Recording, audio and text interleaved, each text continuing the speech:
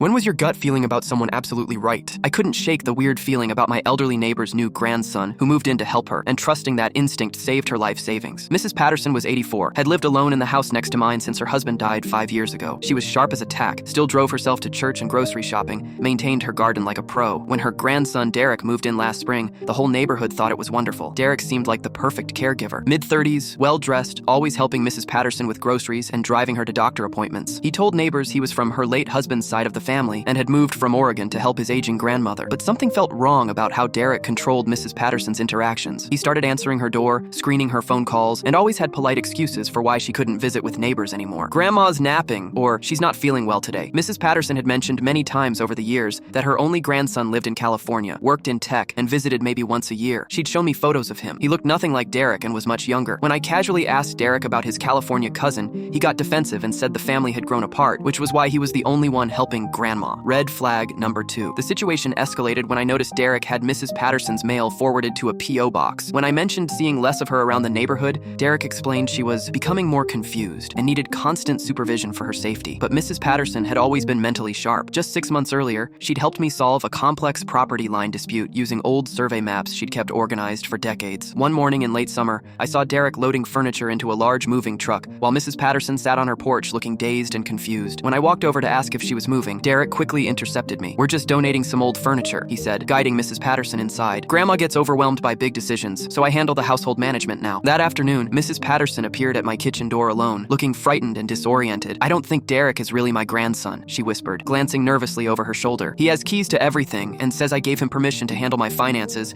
but I don't remember signing anything." She told me Derek had been gradually selling her belongings, saying they needed money for her increasing medical expenses. He'd convinced her to sign papers that she thought were insurance forms, but she was starting to suspect they were something else entirely. I called Adult Protective Services immediately. Within hours, they were at Mrs. Patterson's house with police and a financial crimes investigator. Turns out Derek was a professional con artist who specifically targeted elderly widows living alone. He'd researched Mrs. Patterson's family online, learned enough details about her deceased relatives to seem legitimate, then moved in under the pretense of being helpful family. Derek had already stolen over $40,000 from Mrs. Patterson's accounts and forged her signature on documents transferring ownership of her house to him. He'd been systematically isolating her from neighbors and friends to prevent anyone from noticing the theft. The investigation revealed Derek had pulled this exact scam on 6 other elderly women across 3 states over the past 2 years. Mrs. Patterson's case was what finally broke the pattern because someone trusted their gut feeling and took action. Derek got 5 years for elder abuse, fraud, and identity theft. Mrs. Patterson's money was recovered, and she moved to assisted living near her real grandson in California, who flew out immediately when he learned what had happened. She sends me Christmas cards every year from her new place,